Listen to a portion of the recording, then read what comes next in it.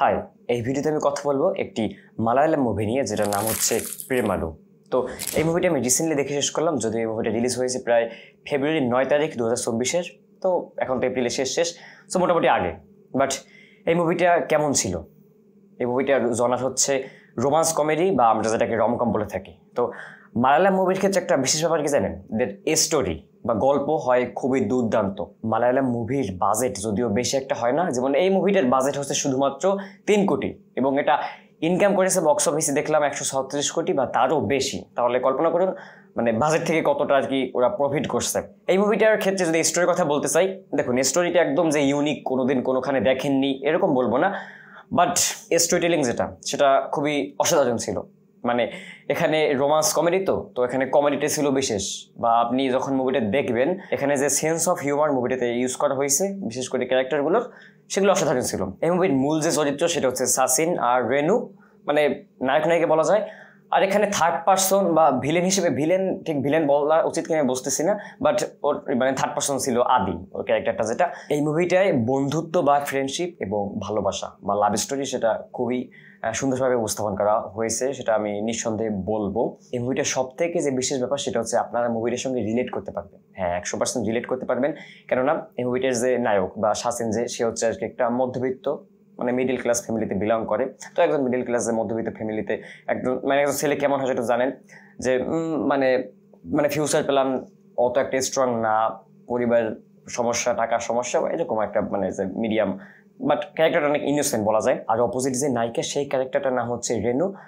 তো এখানে রেনুর ক্ষেত্রে ব্যাপারটা হচ্ছে, রেনু মানে মিডিল ক্লাস বাট একটু হাই এন্ড ফ্যামিলিতে বিলং করে মোটামুটি আর কি। আর রেনুর যে ড্রিম বলতে রেনুর যে আর কি যেরকম এক্সপেকটেশন একজন তার যে বয়ফ্রেন্ড বা হাজবেন্ড নিয়ে, আর সেটার সঙ্গে সাসিনের আবার মিল নেই। কারণ রেনুর এক্সপেকটেশন হচ্ছে হাই, যে ছেলে হবে অনেক আর কি, বিশেষ করে মানে উচ্চশিক্ষিত, টাকা পয়সার মালিক, মানে অনেক বেশি কিছু আর কি এক্সপেকটেশন, যেটা শাসিনের মধ্যে নেই, মানে ক্যারেক্টার শাসিনের মধ্যে নেই। সো এই দুটোর মাঝে যে আর কি মানে একটা মানে মিসম্যাচ যেটা, সো সেটা সুন্দরভাবে উপস্থাপন করেছে। আর কমেডিগুলো খুবই ভালোভাবে আপনি এনজয় করবেন, সেটা ড্যাম শিওর। মানে যেটা বললাম যে এই মুভিতে সেন্স অফ হিউমার খুব ভালোভাবে ইউজ করা হয়েছে।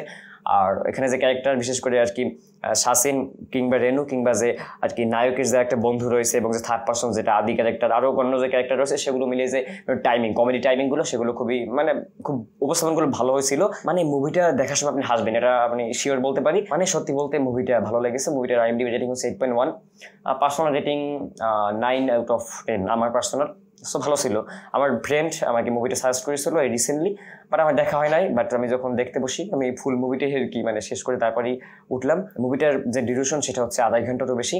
বাট মজার কথা হচ্ছে, আপনি মুভিটা যখন দেখবেন তখন মোটেও বোরিং ফিল করবেন না, মানে মুভিটা এনজয় করবেন। ওই যে বললাম রিলেটেবল, আপনারা যখন ক্যারেক্টারগুলোর সাথে মানে দেখবেন, মুভিটা যখন ফ্লো হবে, বিভিন্ন জায়গায় ক্যারেক্টারগুলো ট্রাভেল করছে, তখন আপনারা এনজয় করবেন। সো ডিউরেশন নিয়ে আপনার সমস্যা হবে না।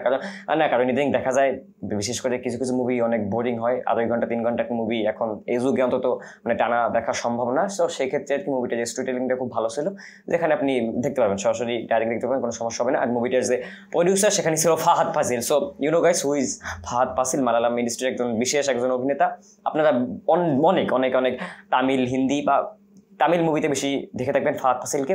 আর একটা মজার কথা আমি মেনশন করতে চাই, মুভিটার লাস্ট যে আর কি পোস্ট ক্রেডিট সিন, সেখানে আমি দেখলাম যে মুভিটা দা ভিঞ্চি রিজলভ সফটওয়্যার দিয়ে এডিট করা হয়েছে এবং কালার গ্রেডিং করা হয়েছে। মুভিটা দেখার অনুরোধ হলো। মুভিটা দেখার সময় অনেক হাসবেন, অনেক এনজয় করবেন, সেটা আবারও বলছি damn sure. By the way, আমি কিন্তু মানে গুড মুভি রিভিউয়ার না। গুড বলতে কি, জাস্ট আমি মুভি রিভিউয়ারই না, মানে আমি মুভি রিভিউ ভালোভাবে করতে পারিনি আর কি। সো এই সেক্টরে আমি নিউ, কারণ আমার যে এই চ্যানেলে যে ভিডিও দেখতে পাচ্ছেন আরিয়া রাইভার্স, এখানে আমি বেশি একটা মুভি রিভিউ আপলোড করি না। মানে এই চ্যানেলটা খোলা হয়েছিল মূলত রিয়েকশন ভিডিও আপলোড করার জন্য, বাট মাঝে মাঝে মুভি রিভিউ দেওয়ার চেষ্টা করি, জানি হয় না, মানে এলোমেলো হয়ে যায়, কারণ এটা তো স্ক্রিপ্ট ছাড়া বলতে হয় আর কি, স্ক্রিপ্ট দিয়ে তো সম্ভব না আর কি। সো সেক্ষেত্রে একটু এলোমেলো হয়তো হয়ে যাচ্ছে, আই ডোন্ট নো আপনারা আমার কথাটা এনজয় করছেন কিনা। বাট আমার কথা এনজয় না করলে মুভিটা দেখেন, এনজয় করবেন ডেফিনেটলি শিওর। আচ্ছা, ভালো থাকবেন, দেখা হচ্ছে অন্য কোনো ভিডিওতে।